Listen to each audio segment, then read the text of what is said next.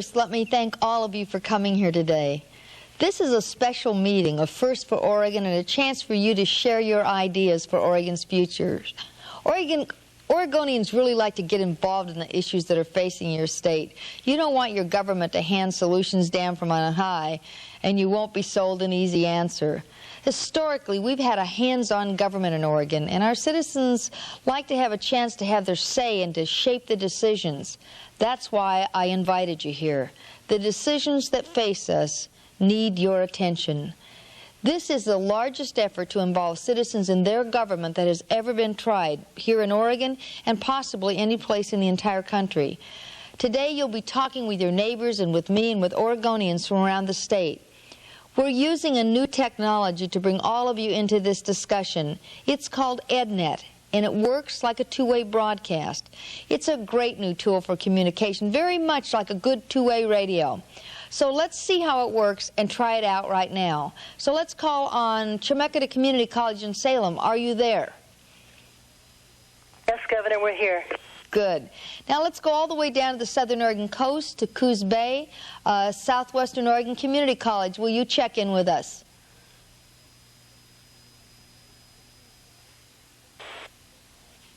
Are you there in Coos Bay? Well, let's move on now to Roseburg to Douglas Educational Service District. Will you check in? Yes, Governor, we are here. Okay. Let me try once more and see if we can pick Coos Bay up at Southwestern Oregon Community College. I can hear them trying to come in. Well, that gives you a sense of how it works, and it also gives you a sense that occasionally there's a little glitch in the technology, but I think that we're ready to begin. This meeting is part of a conversation with Oregon, which is bringing thousands of Oregonians into a discussion about our state's future. We have some important issues to think about, and I'd like to hear your opinions. The answers you give will make a difference in our state for decades to come. We need to think about the future of Oregon. What level of services do we want from our state and from our local government? And how should we provide those government services? Those are important and very difficult questions, and I'd like you to spend your time here tonight in a discussion with me and other Oregonians finding those answers. Now, frankly, when we talk to Oregonians about what they want from their government and how to pay for it, they seem pretty frustrated. Some people think government doesn't spend their money very well. Others worry about how we should pay for the services. My first question to you is, how well is state and local government spending your tax dollars? Now, I bet you have some pretty strong ideas about that. So will you take the next 20 minutes to talk about how well government is doing its job, and I'll be back with you. All right. So how well is state and local government spending your tax dollars? Who would like to begin? Well, I think the state and the local government is spending them very well, very fast. But I don't think they're spending them very effectively. So it's not very effective? No. Can you give an example of that comes to mind?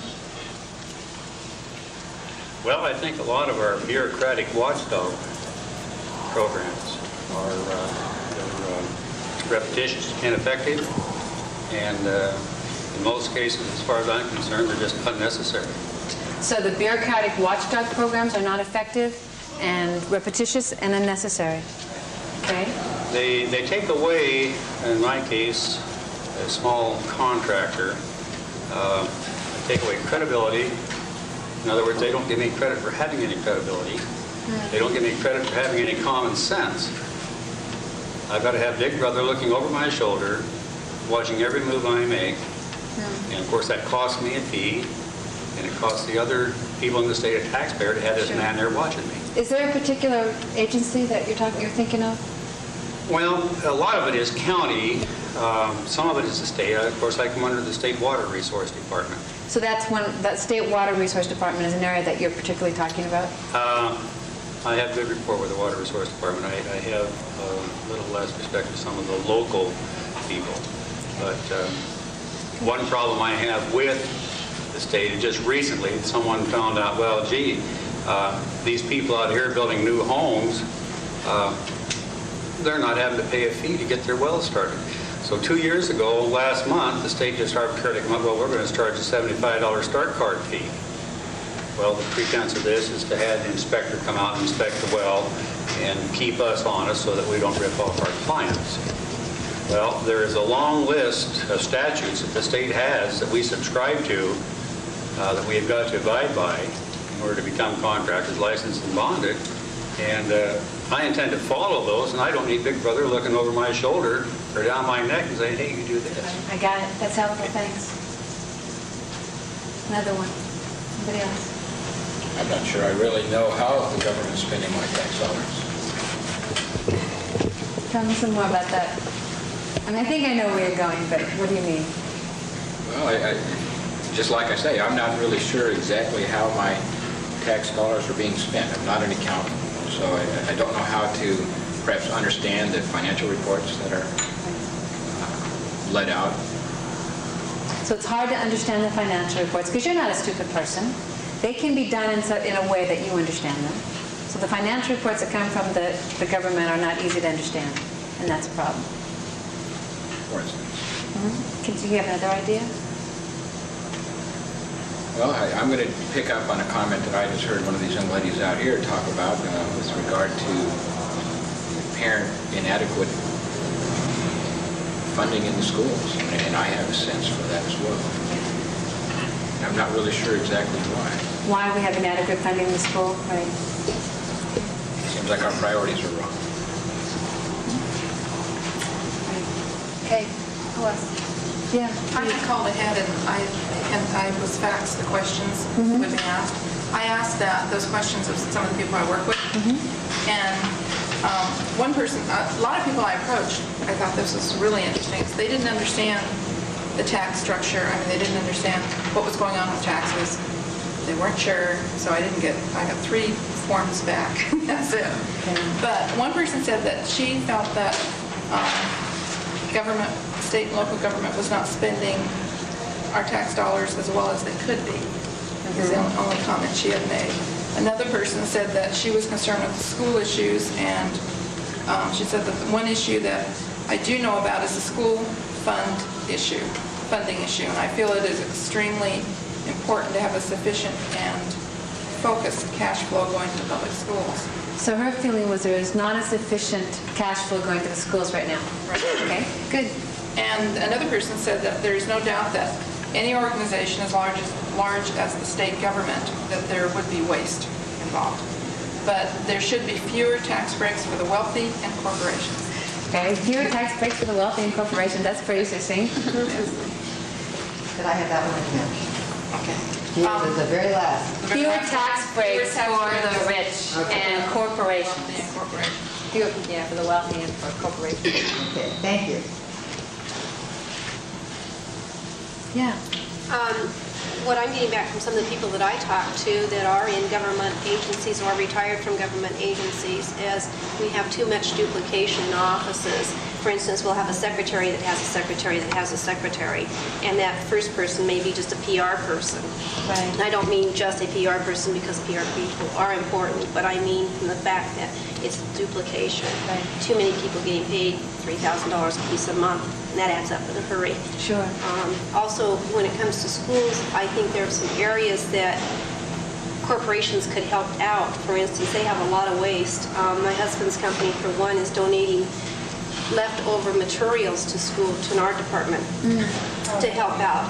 I think that we could save a lot of dollars if we got someone out there to go to corporations and say, we need metal from your scrap metal for our metal shop. We need... Sure. So the government should be reaching out into the private sector for things that they don't need that could help us here. And then Makes we'd be sense. recycling again, too, which is the prime objective of this state. The company I work for does, in fact, get involved in that. We recycle old computers, computer software to the local schools that are hungry. That's great. My daughter has a computer in the kindergarten class, and it's probably 15 years old. Now something, if there is somebody out there that does something like this, it would be great to be able to upgrade their computers because they, at this age in kindergarten, they're already learning computers. which is very important. So one of the things that you've seen is that the things in the school, there's not enough resources in the school. Right. Right. Things like not enough money for construction paper, like you mentioned before, and that facilities like computers need to be upgraded. Right. It would be great to be able to find, I don't know if they need to have somebody that goes out and talks to the private sector and says, this is what we need, what can you help me with? Right. Or if, I don't know how they will integrate the two of them, but it would be wonderful. I know the school that my daughter goes to would just be thrilled to get some of this stuff. That sounds good. Could you kind of talk about that if we get called upon? Sure. Needing more resources in the schools, and that idea of of having somebody coordinating with the business community to recycle some of their things in. I don't know if it would be something that, I don't know how they would go about finding somebody to do that. They know how to do that. It's a good idea. They can figure the logistics out if they want.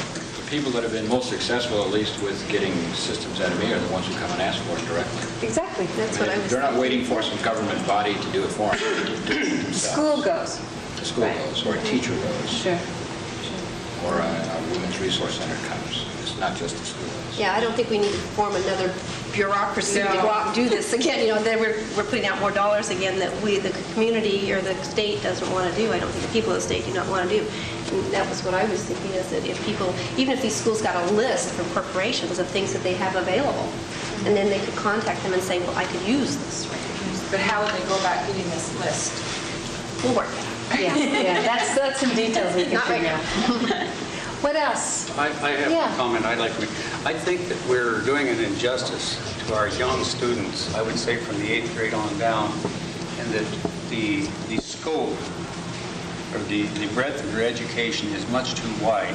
First of all, we've got to teach these kids to communicate, to read, to write, to research. How many kids below the 8th grade can go into a reference room on their own and research a subject? I think we've got to teach them how to find the information, how to communicate, and give them a good basics in math. If you give a kid the appetite for education and teach them how to find out the facts, you can't stop them. I would defy you to stop them. So we need to do a better job at teaching our kids to communicate, and not just reading and writing, but also researching Teach information. them how to study. How to Give them study. an appetite, a desire to learn. Learn how to learn. And if they know how, you can't stop them. I don't care. And your sense is we're not doing a good enough job of that right now. No, I think these kids are just snowballed. They're bewildered by they just touch a little bit on this, that, and the other. Native dances, basketball, this sort of thing. I don't believe these kids are ready for that. They need some. I'm not saying just get them in there and give them all meat and potatoes and no dessert. But basically, we have got to teach these kids how to study and whet their appetite for an education.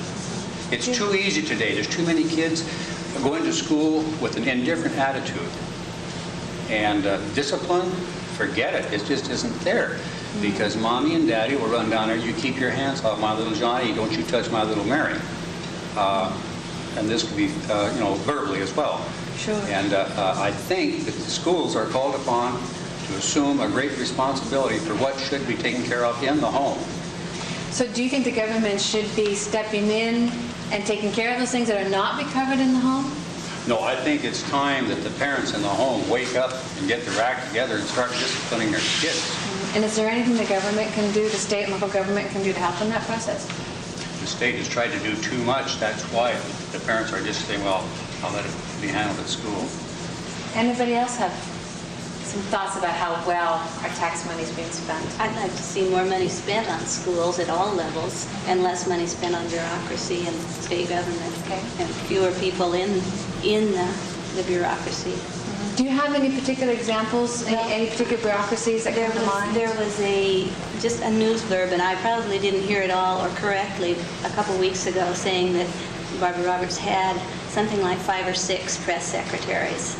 And why would anybody need 5 or 6 press secretaries? I think This that kind of just the duplication of jobs. that's kind of come up before too, this idea of bureaucracy and efficiency and duplication of efforts. You want to address that if we have a chance? Because what she'll typically do is she'll give us 2 opportunities. If she calls us, we'll be able to make 2 comments. So if you 2 could be prepared for that, Lucky. Excuse me, Leslie, I would like to... Did I capture what you were referring to in terms of the basics?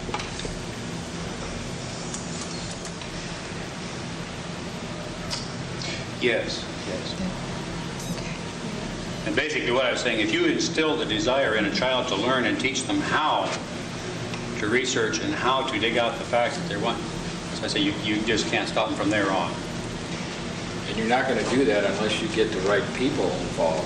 I recently hired a person and paid them 3 times what the school would pay them to be a teacher, to be a software programmer. And they can't give that up. I mean, they won't back away from that kind of motivation in private industry. So you think that we should spend more resources on teacher salaries? Yes. I heard a statistic that in Japan, the lowest paid teacher is paid more than the highest paid civil servant. I mean, there's a concept there that we're somehow missing. Yeah, they have I also understand that they have some problems in their schools and that they cannot teach creativity. So that alone is not an answer. But somehow we have missed the boat in not being able to capture the kind of people that are available who like to teach, because there's other things that are luring them away. Sure. I think the private sector will go for the ones that are the best in whatever area that private sector is. And they will lure them away from our schools. Because they can afford to pay more than the government. Sure, because good people get lured away from schools. That's right. Because of pay. Now, also, the private industry is having to come in after the fact and clean up the problems with a lack of education. In Columbia County, where the paper mill I work at, somehow I think the illiteracy rate is on the order of 30%. Functional illiterate. You have a 30% illiteracy rate. Which means they can't read at the 4th grade level, they can't do certain logical associations. And these people find themselves in a paper mill having to look at a computer screen and read what's there and push buttons. And if they can't really read, they're taught to do something, and we reprogram the screen, they're turning the wrong thing on and off. Is this one? No, this is Boise Cascade. So we have, in fact, that woman who would really rather be a teacher, she now has launched a literacy program within that paper mill to teach these adults how to read. And so, to kind of get back to our question then, if the government was doing a better job through the schools of teaching our children how to read, then business would need to be stepping in and spending this money to do You'd have a higher skilled workforce. You'd have people who knew how to learn, like this gentleman was saying, and we'd be able to build and attract more viable businesses, strengthen the entire economy of this state. Now, the big question is, where do we get this money? That's coming next. We still get to gripe in this part. That comes next. Let's see, we still have 5 more minutes. Some other thoughts? I think that sometimes when they're making out their budgets, they say that, all right, our budget was, I don't know, $100,000 last year. I have to spend $100,000. Spend it or lose it mentality. That's right. Spend it or lose it mentality. That was a nice phrase. So in order to get more money next year, I have to spend this money. And instead of saying, well, how can I save? Right.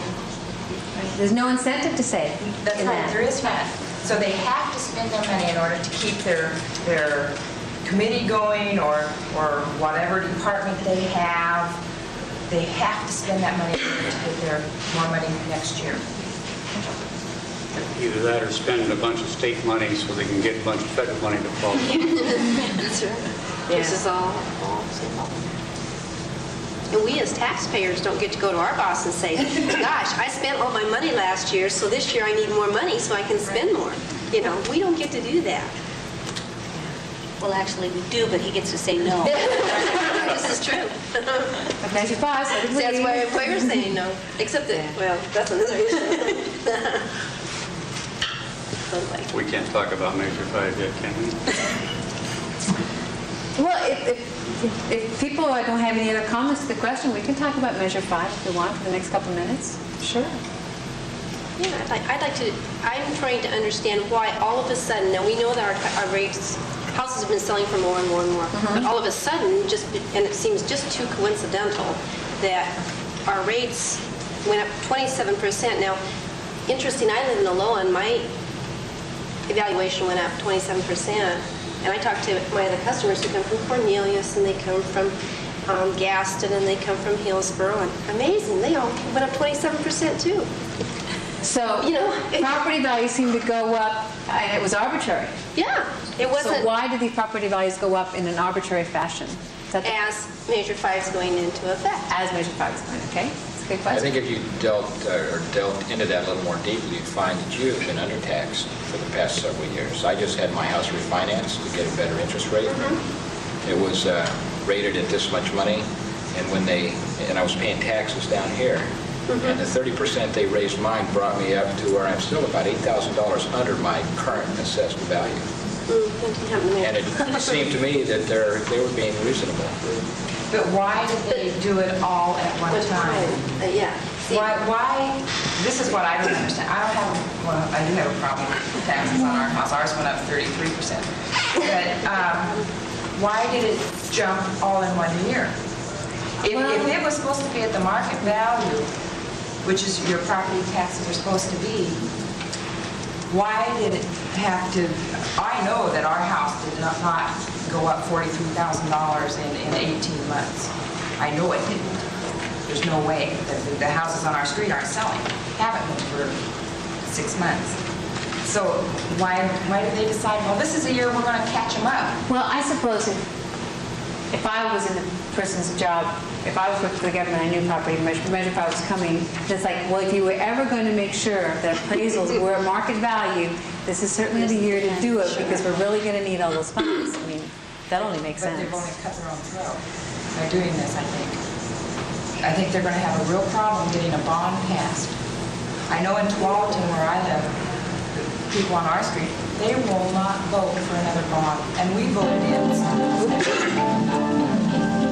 That's us.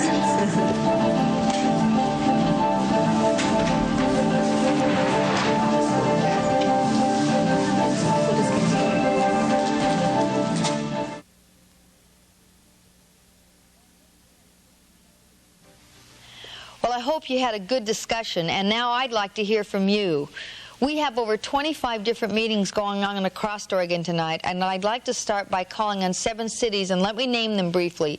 Mount Hood Community College in Gresham, Baker High School, Central Oregon Community College in Bend, Chemeketa Community College in Salem, the Portland Community College Station Number 1, Coos Bay Southwestern Oregon Community College, and Western Oregon State College in Monmouth. I'd like to hear from one person from each of the 7 sites, and so please remember to try and keep your comments brief. I want to give lots of people a chance to speak up.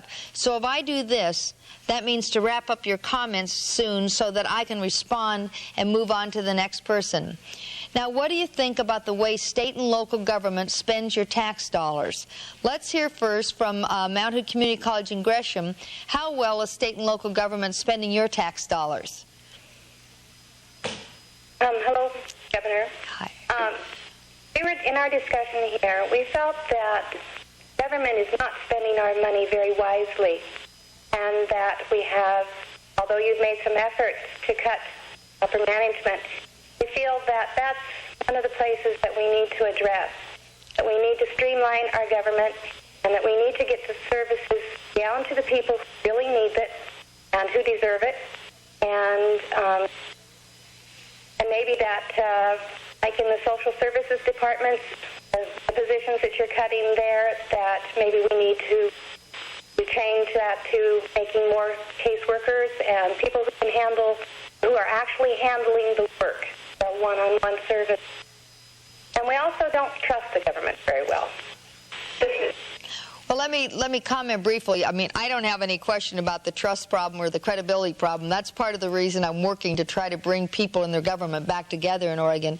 Let me give you an example of one of the departments that we have in Oregon. The Children's Services Division did some cuts in that agency, and they cut about 150 positions out of their agency that were basically mid-managers, and that allowed us to keep from cutting caseworkers who work directly with abused children and trying to find foster homes for children and doing that kind of work. So we're really trying to look at those people who serve directly to the citizenry and to try to cut down on that mid-management level for the most part that doesn't deal directly with delivering client services. So that's one of the things we're working real hard on. Let me move to Baker High School over in Eastern Oregon. How will a state and local government spending your tax dollars? At the present time, our general consensus opinion is that we feel that we're not getting our money's worth as far as the state goes. Don't feel so bad about local or city and county taxes, but state we do not feel so. We also feel that there should be some sort of an incentive for these people who do a good job in the different department heads, those who can provide the same services with less people and less money. This can be done. We feel that that's where a lot of our inefficiency lies. And one of the questions comes up that we'd like to know, is it true that more people are working for the state of Oregon now than when you took office? And we would like to know why. Okay. Well, there are less people working on your tax dollars, on your state tax dollars, than there were when I came into office. But one of the things that's very difficult, for instance, if we get a bunch of federal funds in to build new highways in Oregon, those are monies that we get and we want to spend to build those roads. I don't want to cut back on people building those roads. So the hard thing is that mix of federal and state dollars in terms of the way you add the numbers together. On the state tax dollars, there are less people working in state government than when I took office. And I think we have continued to cut back on positions, not just from the beginning, but from the end of the legislative session on. So we're working to continue to do that and studying now maybe some divisions or departments or agencies we may not need anymore, and some boards and commissions we may not need anymore. So we're not done with this. We're just started with this. I've only been in office 10 months, and I'm working on making it better. Let me move over to Central Oregon Community College in Bend. How well do you think state and local government is spending your tax dollars? We're concerned about inefficiencies in the state government. Specifically the transportation department. We've heard recently that there's going to be an ethics consultant that's being paid $160,000 to teach or to train the transportation employees to be more ethical. And I'm worried that a 1-hour coffee and donuts in service for people who are sitting around the office can't really teach people honesty, that employees have to be intrinsically honest or not there at all, for instance. Well, I can't speak to the details of that proposal. I know something about what it's intended to do.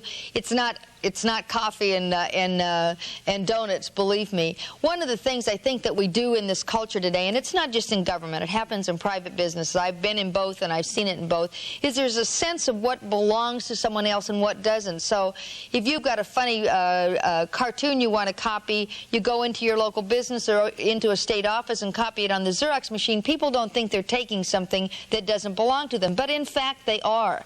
So there's a tendency to sort of think, well, this nuts and bolts I took out of the supply room or an extra pen or pencil I took home doesn't count. Well, it does count, and it adds up. And so what they're doing is looking across the broad scope of things that they handle in transportation and say we want people's whole sense of how they look at this to be different, and they believe it will save them a lot of money over the long haul if they can get people to look at what's theirs, and what belongs to the government and the taxpayer is absolutely different, and that's one of the things they're trying to do. And I think long term it's probably going to be a good expenditure. Let me move now to Chemeketa Community College in Salem. How well is state and local government spending your tax dollars? Well, Governor, we feel like that we can spend less and still be a little more efficient. Let's run the government like we have to do in business. We have a certain budget, a certain income, and we have to learn to live within that. We make cuts where we have to, we do whatever we have to get by. Sometimes it's even cut help. We don't like to do it. We try to keep everybody we can employed. And I, for one, do not just lay off my people because of slack employment. If we've been lucky enough to make a little bit, we pay them out of the profit and keep them on, find something for them to do. And I think the state does that well. But we have to remember that we've only got so much money to spend. And we feel that the government mandates procedures and costs that really don't make sense for efficiency. Just for one instance, the Davis-Bacon law, that we have to pay sometimes twice as much as on state and government jobs as we normally would pay our employees. It's very confusing for us, the employees, and everybody else, and very costly. Another thing we're concerned about is the property taxes. No, there's a general consensus here that maybe property taxes should be reduced, and some people don't want sales tax, and some do. But we feel that the retired people that are moving into the state, and some that's been here for a long time, they earned their retirement at a certain economic status back a few years ago. They bought their houses, and they planned on the retirement. And then all of a sudden the property taxes go up, and they have some real problems trying to make a go of it. Okay, a lot of issues, and I'm not going to be able to comment on all of them. I don't think anybody argues that the property taxes are not a very good system in Oregon, and we need to change them. Measure 5 has changed them in some ways, but I don't think it did what people hoped it was going to do, and it needs to be looked at again. In terms of the efficiency in state government, I can't argue that it needs to happen, and we're trying to make that really be looked at in new ways now, and I don't think you're ever going to see a governor who's going to look at things with a much broader view than I am, and is going to look at it through new eyes in the way that we're doing right now with our new task force of business people helping us look at government, a number of other places that we're trying to do it differently, and we're trying to do it better, and I think you're going to see some changes that most people are going to be pretty pleased with. But the problem is, no matter what change you make, there's always somebody who's not going to like it. So I'm real clear that as we make these changes, we're not going to make friends in some areas. Everybody wants you to cut somebody else's program and not cut theirs. So I think you're going to see that as we move forward in this process. Let me move now to Portland Community College, station number 1, and try to keep your remarks brief, if you will. We're kind of getting long questions, and then I can't answer them all. So if you'll tell me, how well is state and local government spending your tax dollars? Good evening, Governor. Hi. One of the difficulties was that we had some difficulty with the question itself, partly because we didn't understand or know about how the agencies are specifically spending the money. That brought up the issue of accountability and prudent use of a limited resource. There were other issues that were brought up, things like improving our management within decreasing resources, and you've addressed some of that. Better use of our gas taxes for roads and for mass transit and so on. Also that we're not paying attention to the essential services like child abuse and social services. Those seem to be most of our concerns. Okay, well, let me take a couple of those briefly. The gentleman just before you also mentioned the thing about operating within our resources. In government in Oregon, whether it's local government, city, county, schools, community colleges, state government, we have to operate within our budget. We cannot operate in a deficit. Federal government can, we can't. So it's important to remember we really do operate within that budget and don't have any choice, which is fine. That's the way we ought to work. That's what we have to do at home. Sometimes people will say, as you heard a minute ago, we should operate in a more business-like way. Well, there's businesses that are very efficient, and there's businesses that are not so efficient. The savings and loan fiasco in Washington, D.C. that we're all paying for indicates sometimes that inefficiency doesn't just occur in government, but that doesn't mean we can't learn to do it like good businesses do their efficiency. So we're working on looking at ways to do that. And so I think there's a lot of ways we can learn from each other, both business and government, about good management and good handling of employees and productivity. And that's the things we're working on right now. Let me move to Coos Bay, to Southwestern Oregon Community College. They're back on the air down there, so we get to call on them now. How well is state and local government spending your tax dollars? Good evening, Governor. Much of what we have to say probably has been said in some way or other from our other participants.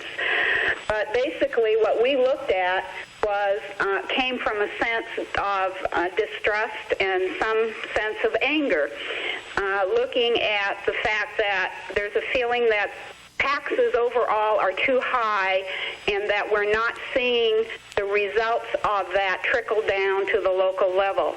There was some concern about whether or not there's an efficient way of prioritizing at the state level in light of the fact that we opened a prison and now are trying to find ways to look at contracting federally to fill some of those beds. There's also some concern down here about preserving our feeling that the governments are trying to preserve themselves rather than offering services. The taxes, as I have indicated, increased taxes are not always showing up in the local services. Basically, that is the gist of our conversation here. Thank you for allowing us to talk with you. You're most welcome. Well, when we made the cuts that Measure 5 created in state government this time, one of the things I did was tell state government agencies, you can't balance your budget on the back of local government and schools. So if you cut your agency 10%, that's all you can cut local government's funds, because we have agencies like mental health and alcohol treatment that send funds back to the local level. So we tried to make sure that those funds were still being distributed with fairness to the local government, the ones that we had that were available, and made sure they didn't pay the penalty for the cut at the federal level, at least in this budget period. And the Regional Strategies Program is one of those things where the lottery comes in and we're distributing all around the state those funds. So we're trying to get back to the local level with the funds that we have at the state level, but we also have programs that we have an obligation for at the state level. I mean, we have to do the things that we have to do at the state level, and we can't make those go away. So I think that's one of the difficulties we have, is how do we do our programs at the state level that we're required to do and still help the local jurisdictions provide the services they need at the local level. And so it's kind of a mixed bag for state government to try to do both of those things.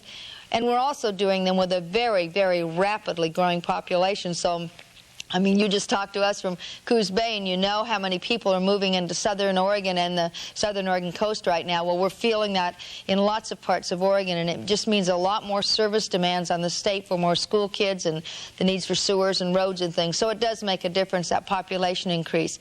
Let me move now to Monmouth, to Western Oregon State College.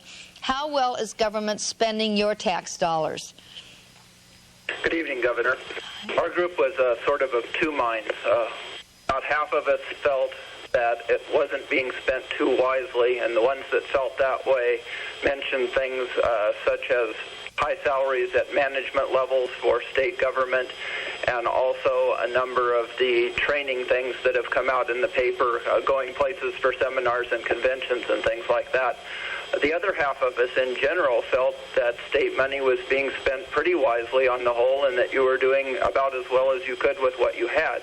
Those of us that felt that way felt that in general we would like to see a higher percentage of resources spent at the early stage of things. And by that I mean on early education things for kids, on building up the basic economic infrastructure, roads and things like that to provide for economic development, rather than at the later end when you're probably just coping with problems you're never going to totally fix.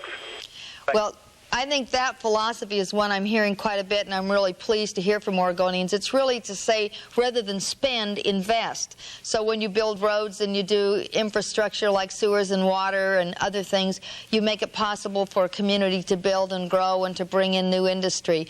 When you invest in education and bring good citizens and good workers out of it, you invest for the future. The same is true with economic development and programs that deal with abused children and kids having learning problems. So those are important investments in the future, and I think there's a lot to be said for that philosophy of spending tax dollars. Now let me take just a minute to kind of sum up what I've heard at this point. I've heard a lot of frustration, and that's not new in this process. A lot of people really not feeling good about the trust in government right now and the credibility and accountability of government, and that's important that we know that's going on and that we acknowledge it and work on it. I'm taking a hard look right now at how we do our job in government, and I've got a task force working, basically looking at government through new eyes, and I've got every agency of state government prioritizing from top to bottom. Tell me what's most important you do and what maybe you don't need to do anymore. So we're really looking at that. I hear some positive things. Some people are feeling good that government's doing the best it can at the state level. Some people feel better about their local government than they do their state. So there's a lot of mixed feelings there. Now, what I want to do for a few minutes is take a look at how government works. I'm going to share some information that will give you some background for the next two questions that I'm going to ask you to consider. I'm going to run through some charts with you about how government raises its money now and the services that those taxes and fees pay for, basically how the money comes in and how the money goes out. So if the facilitators will please hand out the charts. And as those charts are being passed out, I want to show you how Oregon compares with other states in terms of how we tax our people here in this state. Now let me begin by saying this is a state and local government taxes per person in Oregon, how we tax per person. And some people saw an article that appeared several months ago in Oregon from a national magazine, I think it was called Money Magazine, that indicated Oregon was fifth in the nation of how we did taxation. That article was later pretty well discredited in the things they left out of the process. But this is a taxes per person done by a national survey of state and local taxes on a per person basis. So here's the 50 states, and Oregon was 21st last year out of the states in the nation. If the middle is 25, we were just a little bit above the average here in terms of taxes per person, everything except your federal taxes.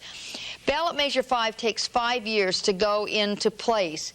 And by the time you get to the end of the full implementation of Ballot Measure 5, Oregon will move from 21st in the nation to 39th in the nation in terms of our per-person cost of state and local taxes. So we will move from the middle to down here in the bottom 10 or 11 states in the nation.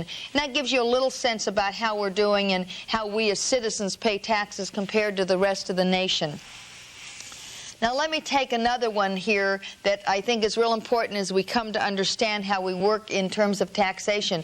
Card A, if you'll look at that in your pile of charts there, you're looking at state government at the top, local government at the bottom.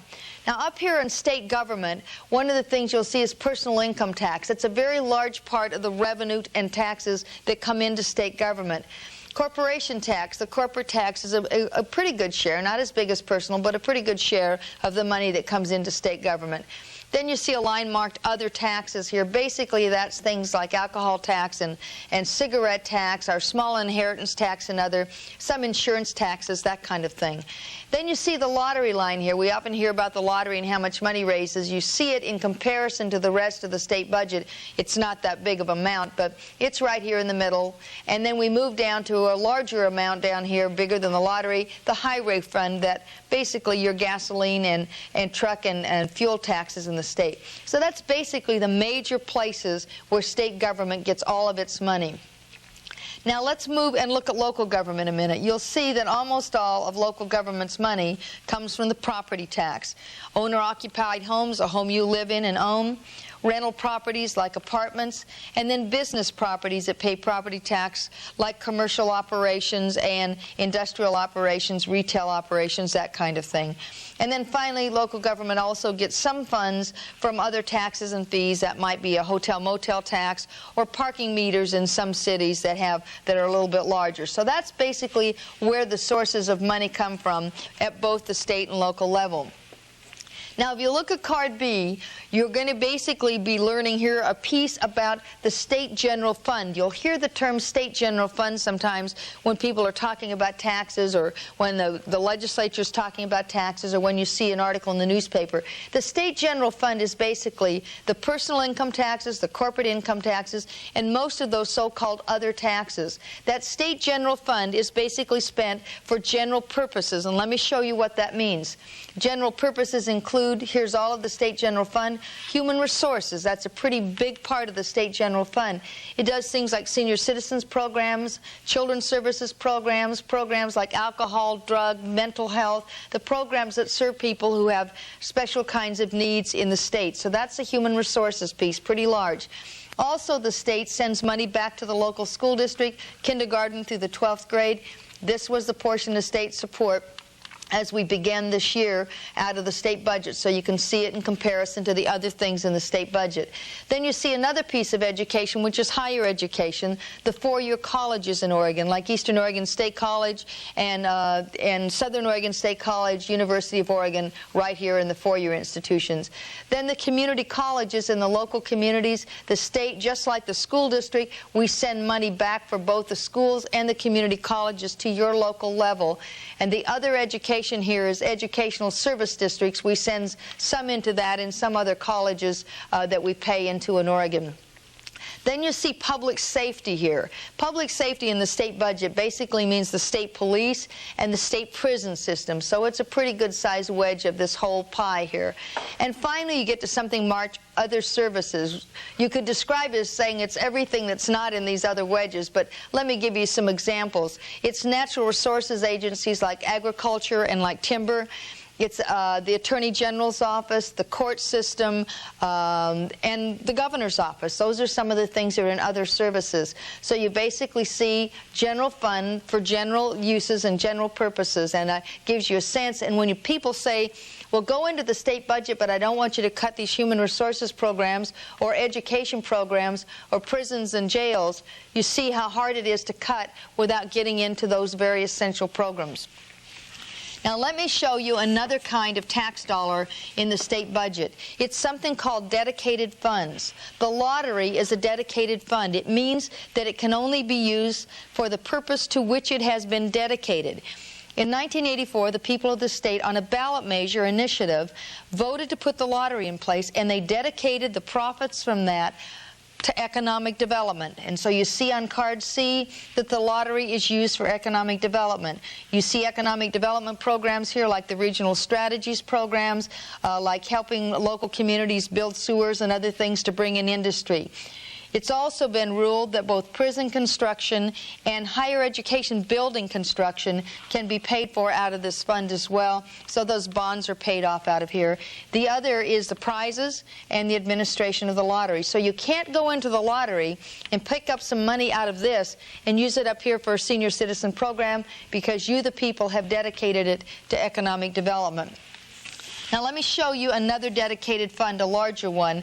It's the highway fund in the state of Oregon. When you go in and buy a tank of gas, you pay a state highway tax. It goes into this fund, and it can only be used for the purposes that you see here on card D. State highways, county roads, and city streets. We build them, we maintain them, we repair them, we build the bridges. So the highway fund can be used for these purposes. But as I budget and as a legislature budget, you cannot go into this fund and pick up a program for disabled children or for state police or any other purpose. It's only for economic developments. One of the things you hear often is people look at this whole budget and they see the money that's in the whole budget and they can't understand why you can't deal with some of this money to pay for a program up here. You can't stir those pots together. Dedicated means exactly that, dedicated. Now let me show you the local level for a minute. Down here I showed you the property taxes were a very large part of local government. Let me show you pretty well how they're divided as we begin the year. Elementary and secondary education is a very large part of your property taxes now, even after the first year of ballot measure 5. So you can see that here. You remember that up here on the top in the state general fund, some of those dollars came back to help pay for schools, the rest out of the property tax. The same is true with community colleges. Property tax pay a large portion of community colleges, but you remember the state general fund paid for a piece of that too. Cities are paid for out of the property taxes, your police and your fire and your 911, other kinds of city services. County government comes out of the property tax, your local county sheriff, your public health department, maybe your county park or a county library, those come out of the county funds. And then there's another thing that we refer to as special districts. That's things like fire districts and park districts and recreation districts, soil and water conservation districts. So all of these property taxes pay for the combination of all of these services. The one other piece of local government is remember the other taxes and fees that I mentioned, like if you have a local business fee or you have motel, hotel, that kind of thing. Those basically are split pretty evenly between cities, counties, and special districts. So that shows you where the money comes from. Now, the tax change that has occurred since Ballot Measure 5 passed is an important one for you to understand, and I'm going to see if I can explain this clearly. Remember, I mentioned the state general fund, which was your personal income tax and the corporate income tax, general fund for general purposes. Well, every time the legislature meets in regular session, it puts together a 2-year biennial budget. In 1989-91, this is before Ballot Measure 5 passed in terms of the budget years, state services for all of the state needs, like human resources and natural resources and the courts and higher education, those state needs were paid for in this portion of the graph that you see here of the state general fund. And then local schools and community colleges took the rest of those state general fund dollars to go back to the local level. That's what it looked like before Measure 5. When Measure 5 passed, one of the things it did was say over a 5-year period, local school and community colleges will take more of the cost of payment off of the property tax, and that amount will be picked up from the state general fund. So in 1991-93, when the budget was put together, the one we're operating under now, basically there were $550 million worth of local property tax that became the responsibility of the state general fund. So you see here a little bit less spent on the proportion towards state services, a little more spent on local schools and community colleges out of the state general fund dollars. Now, if we don't change our tax structure and it stays as it is right now, when the 1993-95 budget is put together, by then there will be 3 years of Ballot Measure 5 in place, and you now see a pretty notable difference here as state services as a percentage of the general fund begin to diminish quite remarkably, and local schools and community colleges become a much larger portion of the state general fund budget. So you begin to see a real change by the time you get 3 years into Ballot Measure 5. By the time you get to 1995-97, you've got a very different circumstance. This is 5 years of Ballot Measure 5, and it is now creating a situation where state and local state government has very little money out of this whole amount left for state services that used to be almost all of that, and the entire rest is picking up 5 years of property taxes that have come off of the Ballot Measure 5 change. So what you've seen as that change has occurred, that we've moved here from local schools and community colleges being a small part, if you will, of the state budget, significant but not in comparison, to over here where state services, all the money that's left for state services becomes a very small portion of your state budget. Everything else is picking up the cost of local schools and community colleges. That final chart that you just looked at goes up, as I said, to 1997, and of course we only have estimated dollar figures for those future years. But even if things change, say our economy is much stronger than expected, we know that the school and education costs will definitely take a bigger share of the state's general fund budget, as the chart shows you. Now, that's going to leave a much smaller share of the state general fund budget for services like help for disabled children, for state police, prisons, state parks, elderly services, for higher education and mental health, and a number of other very important programs. I'm working now to save money and to make government more efficient and effective.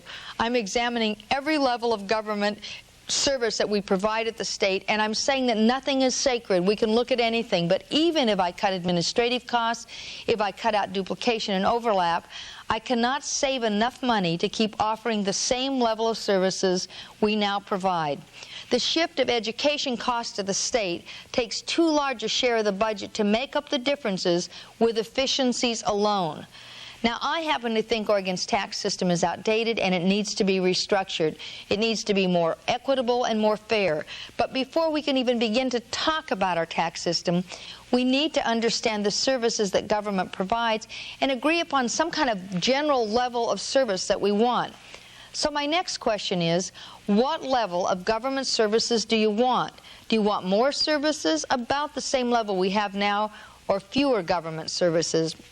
And after you've discussed the level of services you want, then I'd like you to discuss how we provide them. If you want fewer services, well, we're on that track now. That will happen by just sticking around. But if you want basically the same level or even more, we have to make some changes. Now, as a way to discuss the overall level of services you want, I'd like you to start by discussing specific services and how you feel about them. You'll be handed a list of services and asked to circle whether government should spend more or less or about the same on those kinds of services. Now, let me be clear. This list is a simplification of something that's very complex. I just want your gut reaction. You don't have to hand it in, and it's not scientific. It's just a tool to get you started about how you feel as you discuss this next section. So again, for the next 35 minutes, I'd like you to please discuss government spending and the overall level of services you want from government, and then how to provide them. So I'll see you in 35 minutes.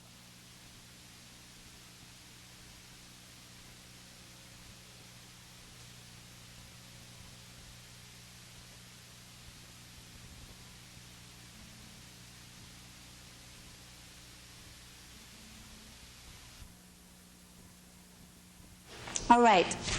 Now, I'm going to follow my instructions here. So the governor is asking us what level of services we want. Before we discuss it, and before we discuss how we're going to provide them, let's get a reading. Write your answer on one of these slips of paper. So would you continue to assist me, Sherry, as the manager of paper slips? And write on your slip of paper whether you want more services than the government currently provides, the same level of services, or fewer services. And just write on a piece of paper and give it to me when you're done. So more, same, or fewer? On everything or on just... Same level of overall services that the government now provides Overall. us. Overall, yes. You basically just count on what we did. Versus Yeah, sure. Now, overall does not mean schools, it means just No. government services themselves. Yeah, but schools are part of that, right? Yeah, they are part of the that's school. included. Another way to look at it is to take that list that you just did. Are most of your responses less? Are most Right. of them That's same? a good way. Are most of them more? Thank you.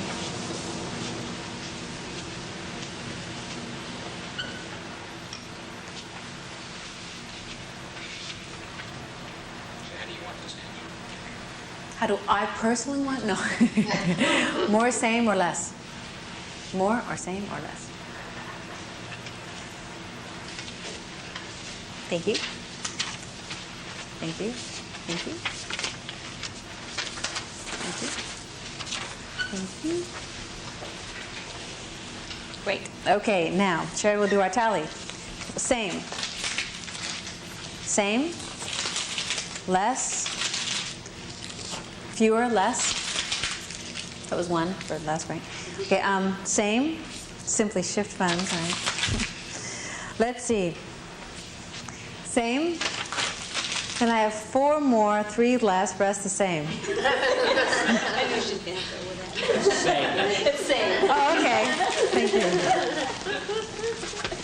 I did get A's in math, but I don't remember a single thing. All right. Just interesting to know more. It is. That's great. And, you know, it does vary from group to group. Not all groups say the same thing. All right. This has been interesting. All right. Let's see. The governor's job is to find a consensus on the levels of services and how to provide them. So we pretty much have a consensus with this group at same. So for the purpose of the discussion, we'll kind of focus on how do we provide the same level. Okay? So that kind of makes our job easier because we do have some consensus. Let's see. So next we'll talk about how do we provide the level of service that you want. It's going to require a change because, as the governor showed us, Measure 5 reduces the amount of money available for state and local services. So let's talk about some approaches. Can we make an assumption that population is going to continue to increase in the state? Yes. Let's make that assumption. I think, right? I think so. Can't we do anything about that? There goes that gate again. Cross I-5. Yeah. It's very obvious that for the same level, we have to have more money. Right, exactly. So how do we provide more money? The options are provide fewer services.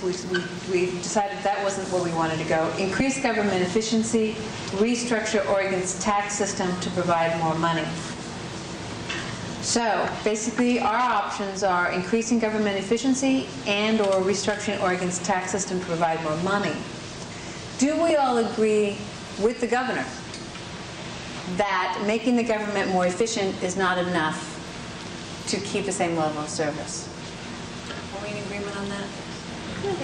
Repeat that, please. She said that to keep the same level of services that the government is now providing, becoming more efficient will not be enough. She is focused on doing that. She's committed to doing that.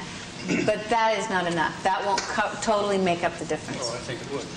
Okay, so we have one person who thinks that becoming more efficient is enough, and that will allow us to keep the same level of services that we now have. They could exceed the level of services they have now. All right. Anybody else agree with that? I'm not sure I agree, but what I would like to see is I'd like to see the numbers, because all we saw was this piece of pie, but we didn't see how many dollars. Okay, so we'd like to see more numbers behind that, and actually more numbers maybe in terms of what efficiencies are able to achieve. What needs to be spent in each agency. Okay. And where are we at now? 95% or 50% efficient? I mean, how much potential is there? That's a good question. How much potential is there to become more efficient? That's good. And just like when she says she's cut less in people working in the government itself, how much is less? 2, 3 people? What percentage are being cut? Right. So what percentage of people have, or what percentage of positions have actually been cut in the government now? And what is she proposing to do in the future? And other cuts also, no matter what the cuts are. What are the percentages? What are the dollars? Right. Okay, good. Okay. And I'd like to see that before before the talk about more taxes comes in, is to make sure that the money is being spent as efficiently as possible. And I think that's what the people want. They don't want to say, we need more money, so we'll have to do sales tax. We want to be sure that it's not being wasted before we do anything new. I hear that a lot, and I think no one would disagree with you. What would you see that would tell you that? I don't know. Like I say, I would have to see a bunch of numbers in the first place. You would like to see some numbers and some facts that are proving that the government is becoming more efficient. Right. Does the government have to be there 100% before we start talking about restructuring the tax system? No. I mean, I don't think anything could be 100% efficient. But we have to see that it's getting there. Yeah. Okay. That seems reasonable. Is there any other way we would know? I mean, we've been talking about seeing some real good data. Besides data, just in attitude. Like, Barbara has a great attitude in wanting us to work together. Or are the rest of the cohorts in the same frame of mind as she? Right, so we want to see the attitude of people working in the state being what? For the people. For the people, okay? And other people, since we support them, we want to know that they're working with us too. That's good. And how would that be demonstrated? I mean, is that just what happens when we go to their offices, or? Well, like, for instance, the question I was asked last night on a survey, it's by gaining the trust of the people and seeing that they're taking our suggestions and doing something with the suggestions. Not ignoring our input. They take the input and say, oh, thanks, fine, but we're going to do what we want to do anyway. So you want to know that our suggestions were received and acted on. Correct. And they only ask for our input during election time. I mean, that's when we hear from them. Except in this case. Yes, except in this case. What private business is having to do now that's very parallel to this is called customer focus. They want to make sure that the businesses are truly focused on their customers. kind of fun to Well, see. we are the customers now, It's actually basically, and the government's the business. It's fun seeing a governor practicing total quality management.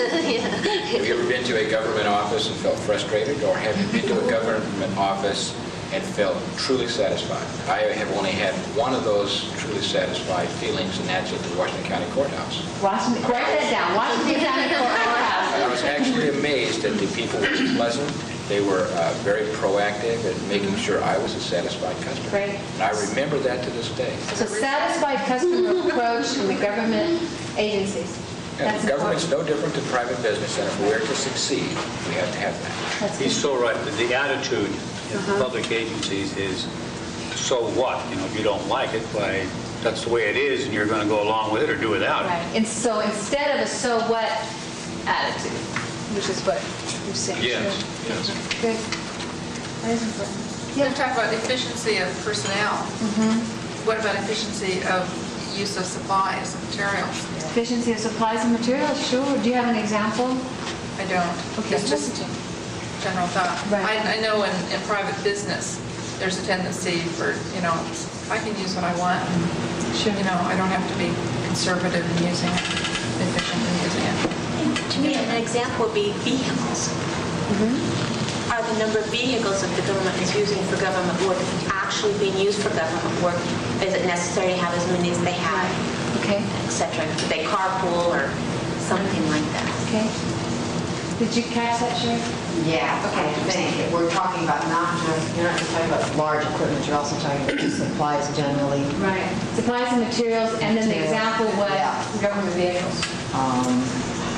I don't think we need to be concerned about pencils, though. This is something that I've heard several times from different people is, oh, well, in my department, we're very careful about pencils and we use them down to the last inch. I mean, that's silly.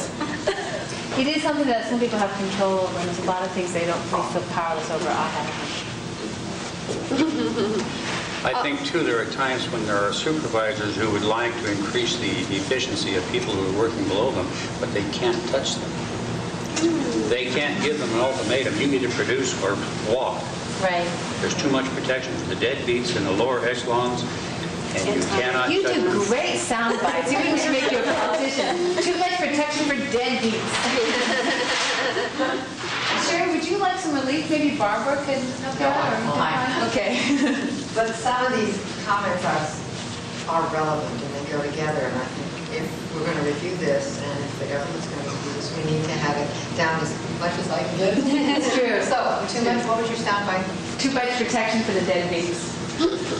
Wasn't there something about, was that CSD, the lady that sued to get her job back because she was She fired? screwed up and got because she- fired. She got her job back. Yeah, but there were some other people that seemed to me that maybe they should have been disciplined. I don't think it should have been only her. It seems like there were some higher ups because she's not the only one that was responsible for that child. Right. She reports to somebody. Right. And like it was almost like she was the scapegoat. Right. And so it seems like maybe it all needed to be reviewed and everybody there should have been disciplined the same somehow. So there's discipline issues within the different levels of management in these It went down to the agencies. bottom person. Yeah. Instead of just the bottom person. And that goes right on down to your county road crews. Right. The Sure. whole Yeah, it's thing, not just CSD. Right, it's the That's whole, right. the whole spectrum, yes. I think that's another example that everybody sees of the county road crews. Yeah, the ones with the guy standing leaning against his shovel. The roll panels, Perception. shovel, they break their necks. Well, let's kind of move on to, I think, another very challenging question. For those of you who want them to stay the same and don't think that efficiencies alone will do it, how would you like the Oregon tax system to look? Equitable. Equitable? Okay, I don't think anybody would argue with that. What is equitable for you? What would look equitable? Well, look at the graphs that we've looked at. You look at the corporation taxes compared to what the private citizen is paying. I would be interested in seeing a figure in what the income of the corporations are as opposed to the total income of all the working people in the state. Okay, so compare corporate No. income to the income of workers? That's right. If you And take- what percentage of that they're paying, Right. how they're paying taxes Yes. on that income? Yes. Another good example right now is Montgomery Ward Park. We have a man in there who did a multi-million dollar renovation of that. Talking about NATO. Yes, ma'am. I didn't want to mention any names. But here he is. There's no press here. He's on the preferred tax list. He's getting tax breaks for I don't know how many years. But he also has a full-fledged, very highly demanded commercial enterprise going down there. Right. He is making mega bucks. So the point is, why does he get subsidy on that type of building? That's right. Yeah, that's a good question. Why do you take a historic building, renovate it, at taxpayers' expense, and then let a man go in there and make a big living off of it? The Bybee Howell House on Savage Island, I have no problem with because that's open to the public. That is a true historic site, not Montgomery Ward building. You know, there may be a good answer for that. The thing is, we want to know. You know, maybe there's a good reason. I have a very easy way to get more money out of the corporations, and because I do corporation income taxes. I know in California, about 5 years ago when I first started doing California corporation income taxes, they had a minimum fee for every corporation of $200. They've raised that to $800. Just to be a corporation? Just to be a corporation, to have file a corporation income tax return every year. It's $800. In Oregon, it's $10. It's been $10 as long as it's $10 to do it. Oregon corporation, no, that's a license fee. No, it's corporation. Well, anyway, it's low. It's been $10 for way too low. So your suggestion is $200 would be reasonable. Is to raise the fee. The minimum. The annual, was that corporate registration? It's a corporation excise tax. Excise, okay. It's minimum if you don't have any income. Okay, that's a suggestion. What's another one? Sales tax. Sales tax, okay. Daryl took the brave step of mentioning sales tax, and nobody threw anything at you. Why sales tax? I mean, because I'm close enough, I don't have to What I throw would it. like to couple the sales tax with is a credit on income tax that might reflect to some degree the fact that we are paying a sales tax, so that the net outcome or outflow from the private individual doesn't change appreciably. Yet what this would capture is our tremendous tourist trade coming in here using all of our services and not paying for it. Okay, let's see. I need that. Yeah, I need that. Right. You want credits close federal. Well, state income tax. State income tax. If I pay 6%. For low income? Well, for everybody. I mean, if I'm spending my money for and paying sales tax in the state, I would like to get some kind of credit on my state income tax to offset that. Okay, got it. To offset the sales tax. Yeah, and it might not be one for one. There's some formula, but some kind of it's almost a matter of principle. To me, I'm seeing that I'm not getting taxed twice. Right. But what I'm capturing is the tourist. Right, to capture tourist dollars through the sales tax. Got it. Good, okay.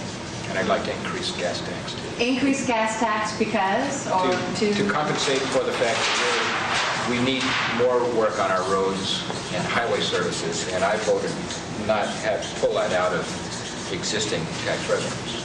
But we need more, so I propose getting that from an increased sales tax on gas. That means the users pay for it, not everybody else. Other ideas?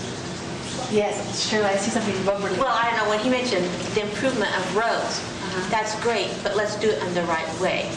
You know, so that the streets, when you cover a pothole, it's not going to just stay there for 2 months and then it's going to be back to a pothole. But they're using the right materials to make it right since they're spending the money. Use the right materials. That gets back to what she's talking about, improving the efficiency and how we do things. So you don't have to go back and fix it again in another 6 months. Do it right. Do it right the first time. That's right. I think a lot of the conditions of these contractors who are bidding on the road projects are such that they have got to put the price up about, at least I would say 50 to 75% of what it would actually cost to do it. I spaced that out. Okay, I feel that the conditions, the bidding conditions, in other words, for a contractor to go in and bid on a stretch of road, the things that he's got to comply with. Compliance? Just drives the cost up. I get a packet that thick to bid on a 100-foot well, which I can go out and put in for $1,800. But in order for me to bid on it and comply with the stipulations here, I have got to bid about $4,000. Okay, so compliance issues raise the cost. Okay. Matter of fact, I throw those in the trash can anymore because I just don't tolerate it. All right, that's an efficiency issue. And then I wait 90 days for my money. Oh, that's another efficiency issue. That's right. Two efficiency issues there. Going back to point A, great. Okay, going forward to point B though, taxes. I have another way to save a whole lot of money. Okay, well, going back to efficiency then. Yes? No, it's on income taxes. Instead of having our income tax system where you have to file a big income tax return, if all we did was took the federal taxable income and took a percentage of that for your Oregon taxes, we could eliminate the whole Department of Revenue. All you'd have to pay taxes on would be a percentage of your federal taxable income. So, and how could we eliminate the Department of Revenue for the state? They would not have to audit. There would be no audits. Federal audits would prevail. There would be that would get rid of that bureaucracy. Then I could see adding bureaucracy for a sales tax. But as long as we have all this bureaucracy... Sounds like a great trade. And I know there are some states that do that. I don't know the names of the states. But all they do is they take the federal taxable income and you pay whatever percentage on the federal amount. Pay some percentage. Pay a percentage on Oregon for... Therefore, then you eliminate... No deductions, no adjustments. The Department of Revenue. Right. Just off of your gross. Just taxable income, just like it would be the whole Department of Revenue. It is interesting that she brought that up. That's something that I've thought about for years and years, both on a federal and state level. And that would include corporations also. Yes. I think on the federal level, if you took 4% right off the top of every corporation in this country and every individual who made $25,000 or over, there would be ample money to go around. So you got in there including corporations? I'm not saying there wouldn't be any deductions. I'm just saying that you'd start with taxable income. Everybody would use the same taxable income. Right. I heard someone else say, though, eliminate the deductions and we want that there. I said eliminate deduction. Just take a small percentage right off the very top. Right. And then a lot of people can go back to being honest again. Simplify our lives. Right. And the government's life. One of the things You're suggesting that for state and federal. State and federal, yes, ma'am. One of the other respondents that answered the governor mentioned something about people who retire and they retire at some fixed level and the property values keep raising to the point where they lose their homes. I think that, and I think of my father-in-law as an example, who's retired military, he's about 78, he's making about $250,000 a year. He still gets his Social Security. His wife gets Social Security, and they're very wealthy. Right. I mean, we ought to have some adaptive system that says those people who really don't need it shouldn't get it. Right. Wasn't Reagan getting it? I'm sure he was. He would. He should. Are you finding a way to cut Plus more pensions. There should be some adaptable way of cutting out that double dipping. Double dipping, that's the term there. Well, it's not just double dipping refers to government money, right? But are you also wanting to apply this to people who maybe are wealthy from private sources and they also shouldn't get Social Security? That's correct. Okay, so it's both.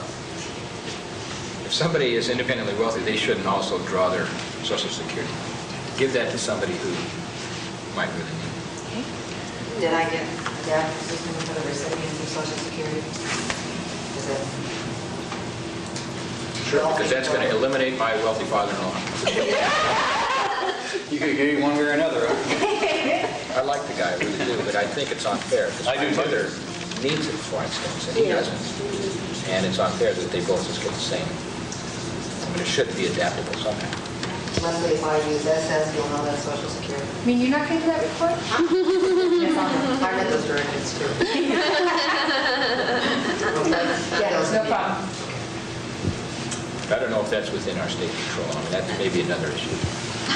But she's involved with Fed systems too, as our governor, so I think it's appropriate. I mean, we won't spend a lot of time on it, but If we're going to talk about pensions, we should talk about taxing all pensions the same, whether it's federal, state, or Social Security, or private pension. So all pensions should be taxed the same as each other, or same as non-pension people? At this point, for years, Oregon's pensions were not taxed. So then they realized that if they weren't going to tax Oregon's, they couldn't tax federal. Well, but they still tax all the private pensions. Oh. So Right. let's make it equitable for no matter how you worked, you should have the same. If you're going to be taxed on everything you have, then it should be from whatever source it came. I have a red herring for us. This probably will be unpopular. I understand that organizations such as the Catholic Church are very wealthy and they own oil companies. And I also believe that they're granted nonprofit status and don't pay some taxes. I think things like that should be weeded out of our tax structure.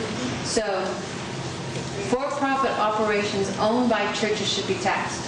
Is that what you're saying? We shouldn't just blindly grant nonprofit status to something because they're, for instance, a church. Okay. I believe that part is too. I don't, oh. It might be, but I don't understand that. Yeah. So I am under the impression that they have an unfair advantage. See, that, those issues need to be raised so that we feel a sense of fairness about it. What I'd like to do is kind of talk about some speakers because they may be called on this time. And what do you think? Do you have a sense for maybe what would be... we've got two big things going on here. One is efficiency and one is, we talked about the idea that came up with state was income tax. Well, that kind of sales tax, income tax statement. Would we be comfortable having Darrell address that, for instance, maybe? I'm sure that I miss a whole bunch of the points. Well, as you can see, you don't have a whole lot of time. So, and knowing ahead of time that you're going to do it gives you a chance to kind of think about how to say it in a sentence or two.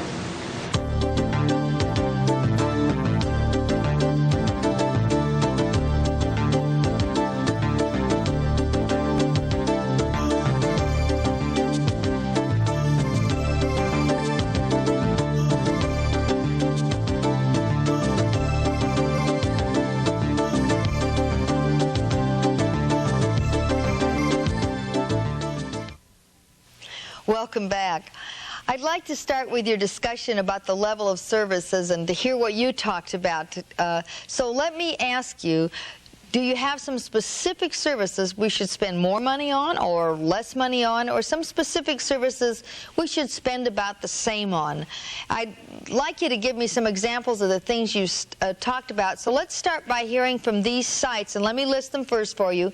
Junction City at Oaklea Middle School, Eugene, Lane Community College, and then to Portland to the Oregon Public Broadcasting Studios, down to Ashland to Southern Oregon State College, to Roseburg, to Umpqua Community College, and finally to the Rock Creek campus at Portland Community College. Now again, let's hear from one person from each site. What services did you discuss that we might spend less on or more on or about the same on? So let me go first to Junction City, to Oaklea Middle School. Can you tell all of us what you talked about in terms of that question? Yes, Governor Roberts, this is Beverly from Oaklea Middle School. I think that maybe that the eligibility for low income should be looked into more to make sure that they are really eligible for the services that they are receiving.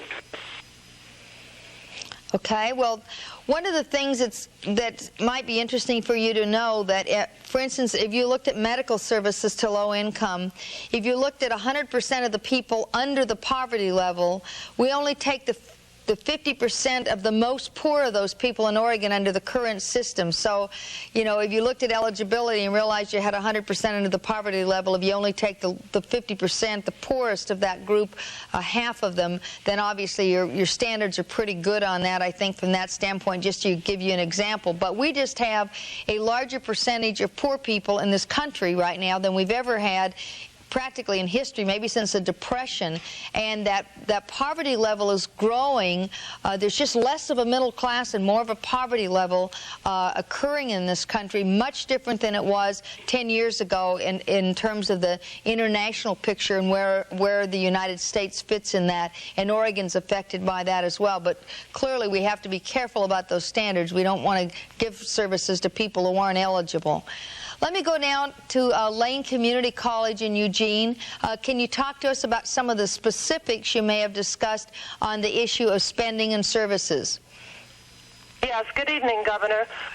We did not go down the list and say more or less on each specific one, but we did talk about certain things like education. There seemed to be a split because we have people in here, some that are in education, some are retired, some don't have children.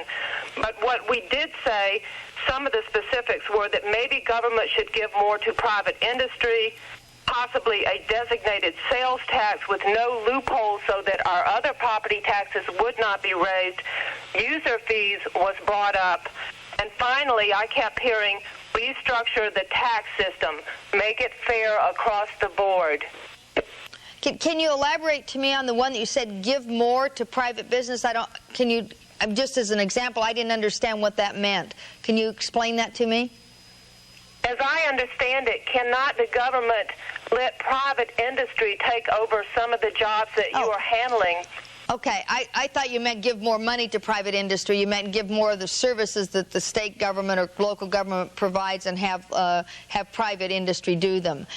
That in some cases we do that already. Part of the work that, for instance, we do on road repair or road construction or bridge construction, some of those kinds of things are done by private industry already, and there are other services in state government that private industry does. Some of the things we do that are very expensive, really private government doesn't want them. I mean, treatment programs for drug-addicted babies and handicapped children and some other things like that are not particularly profit-making ventures. They're hard work and foster care services. Some of those things are not.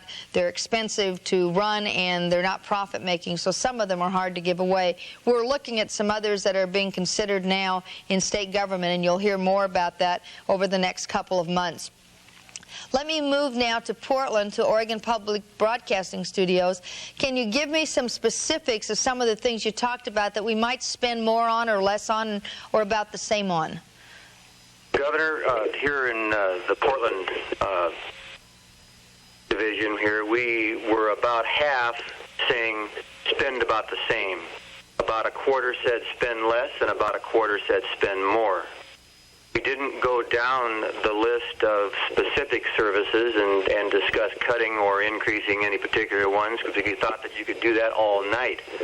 But we did hit upon the idea that government needs to get much more efficient and spend the money more wisely. And we did just touch on the idea that there are several areas where private enterprise could take over, such as promoting tourism, promoting exporting of goods, and promoting economic development. Well, there's no question that, that private business does that now, could do more of it, I suppose.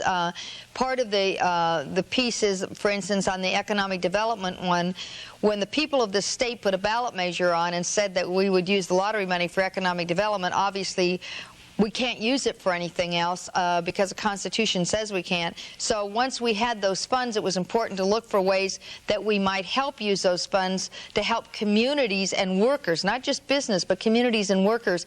For instance, some of those funds right now are being used to help do some research that's helping us find some new secondary wood product ideas. That means in communities where timber workers are out of work, we can go in and help them with some of the secondary wood products jobs. So some of those things, it's not just giving to business, it's creating things that help whole communities. That doesn't mean the business doesn't get something out of it, but it means that the community basically and the workers get more. So I think that's the best expenditure of economic development funds when they do that kind of job. So I thank you from Portland. Let me move down now, speaking of timber communities, to Roseburg, to Umpqua Community College. Can you talk to us about some things you might have discussed in terms of services and things we might spend more or less on in terms of some specifics? This is Roseburg, UCC. We took a poll and basically came up with the split right down the middle. But to be realistic, we need to cut back. It's imperative.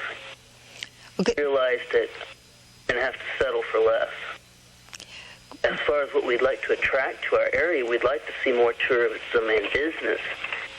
However, to do that, seems like sales tax is not an incentive and the lowering of property tax is. Let me see if I can get you to elaborate just a little bit for me. If you want to attract business and tourism to your community, and then you cut services like education and police and human services and higher education and community colleges. I mean, those are the places we cut. Does that help attract into your community? I mean, did you make the relationship between attracting business and some of those other costs? We didn't discuss specifics very much, mostly generalities, so couldn't address that. Okay, thanks very much. Let me move now to the Rock Creek campus of Portland Community College. Did you talk about some specifics where we might spend more or less or about the same that you thought would be a better way to handle government monies? Good evening, Governor. I hope you can hear me. What our vote came out was basically spend the same. We based this on the assumption that our population is increasing, 50,000 people a year, which really means we need more money. And we focused a little bit of our discussion on how we might realize some of that money. We talk about, we've heard efficiency of government, how that needs to be closely looked at. We also agreed that we don't know how efficient our government is. We need some information to learn more about this so we can make some intelligent decisions. We also understand that government is business, it's a big business, and it has to do what other businesses today are doing in order to survive, and has to become focused on their customers. We're your customer, you're the CEO. And we need to understand somehow that the government is, in fact, becoming focused on the customers. And in doing that, we'll be rewarded with the kind of things that brings in big business, and that's called loyalty. We also looked at some alternatives for taxing, but I think you might ask that later. Unless you want to know. That's fine.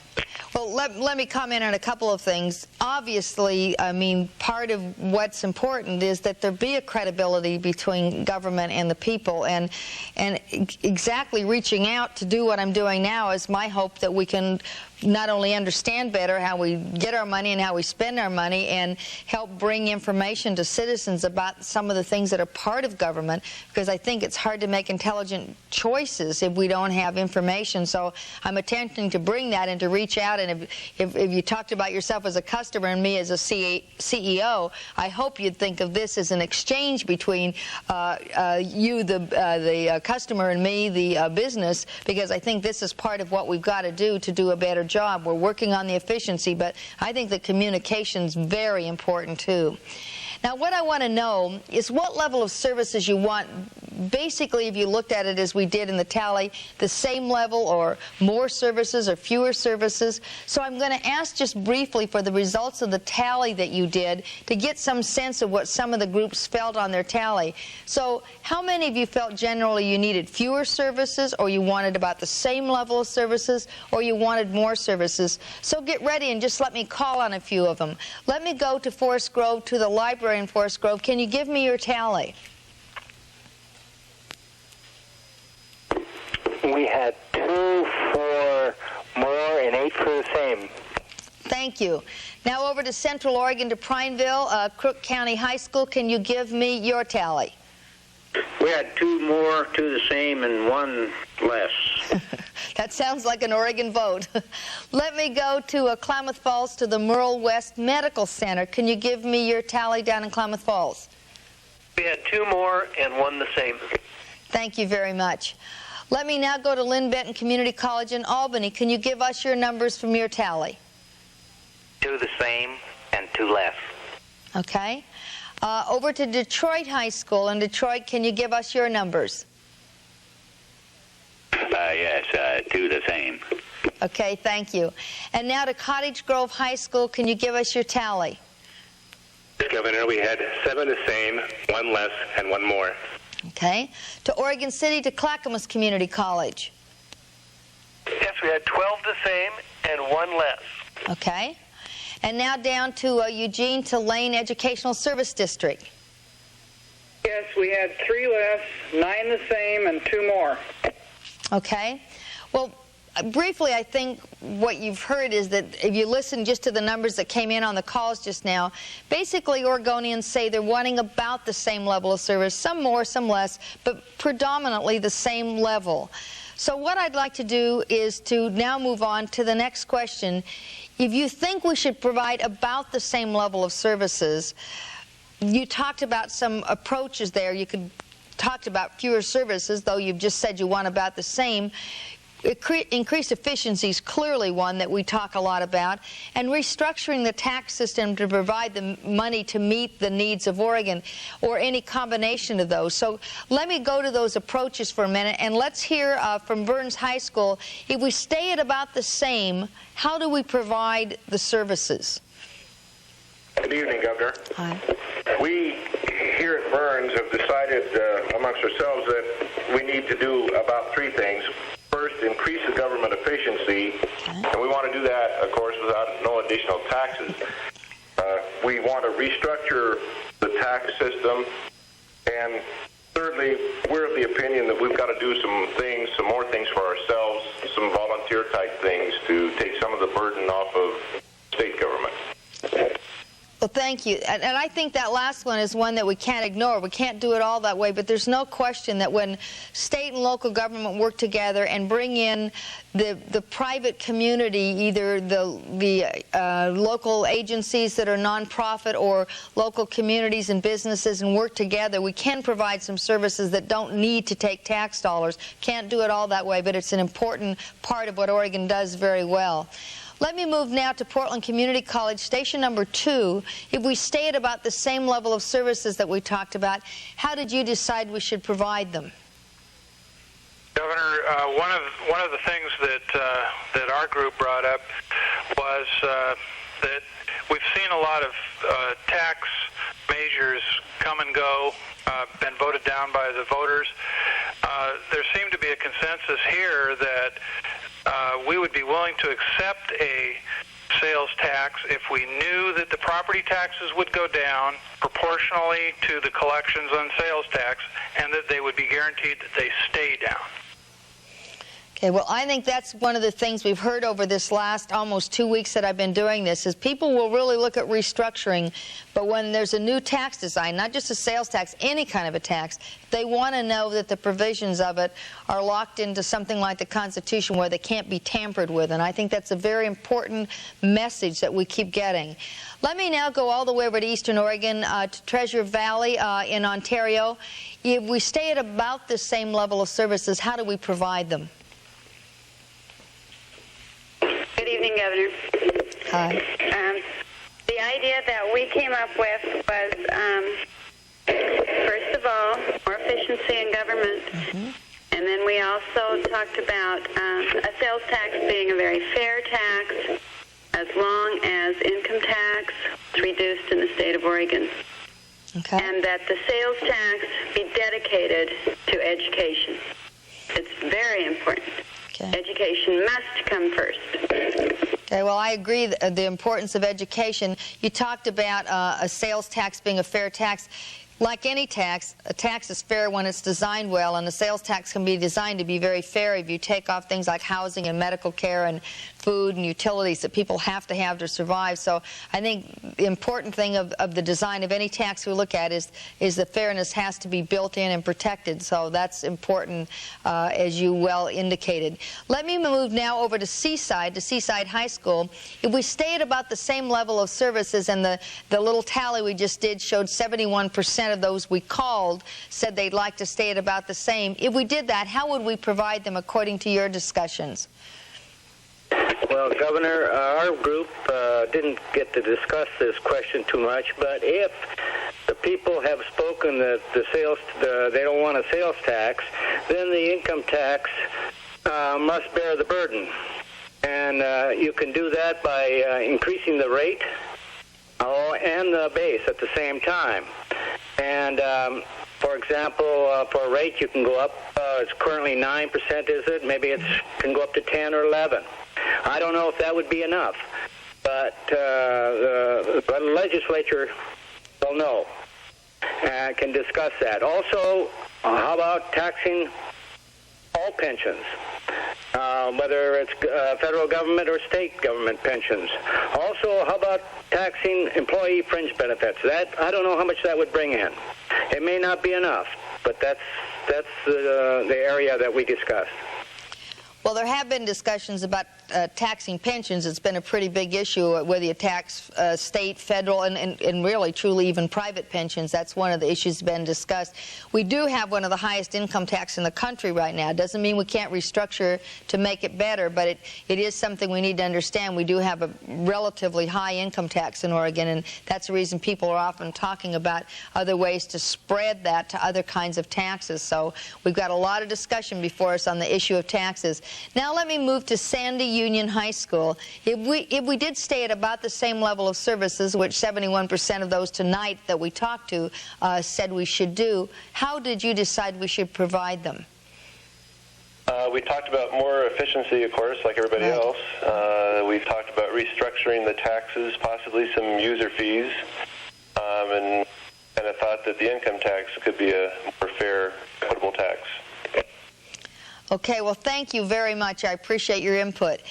Now, let me see if I can kind of sum up what we've talked about tonight and what I've heard. You've told me clearly that you want government to do a better job, more efficiency, more accountability, and I'm working really hard to do that right now. I think that's very important. Most of you said that you want basically the same level of services. And because I think you now understand that you can't get that same level with efficiency alone, then you said that you're willing to consider restructuring Oregon's tax system for more fairness and balance. Now, interestingly enough, that's what I've heard from almost all the other groups over this past 2 weeks. So it's been an interesting discussion. I want to thank you for coming.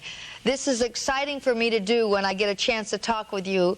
I know all of you didn't get to be heard from tonight, but I hope that other people did speak to some of the points you would have made and agreed with. The input we get, it's really extremely important as we make decisions for Oregon's future. I'd like to remind you to please fill out your questionnaires fully so I get your ideas, and then we'll be reporting back in January about what we got from the thousands of people that we've talked to in the conversation. When I began working on a conversation with Oregon, I told everyone that I wanted to invite Oregonians to join me in a great discussion about our future and to trust your guidance. Now, some skeptics didn't think much of that idea. They said citizens didn't care anymore and that they didn't understand government and that you couldn't help make decisions about anything this important and this complex. Well, they were wrong, and I think tonight's discussion has proved that. You're willing to get involved, and you want to help build a future for our state. You've given hours of your time this evening to help us answer some pressing questions. I expect a lot from Oregonians, and quite frankly, I've never been disappointed. I hope you keep talking about these issues. They're important, and they need your attention, so talk with your family and your neighbors and your coworkers and friends. Oregon's future depends on that. We're engaged in a great debate over the answers to the questions that I ask you tonight, and the more people get involved, the better. Only together we're going to decide what services our government should offer and how to provide them. Only together are we going to find the solutions. So I thank you very much for being part of the solution. Good night.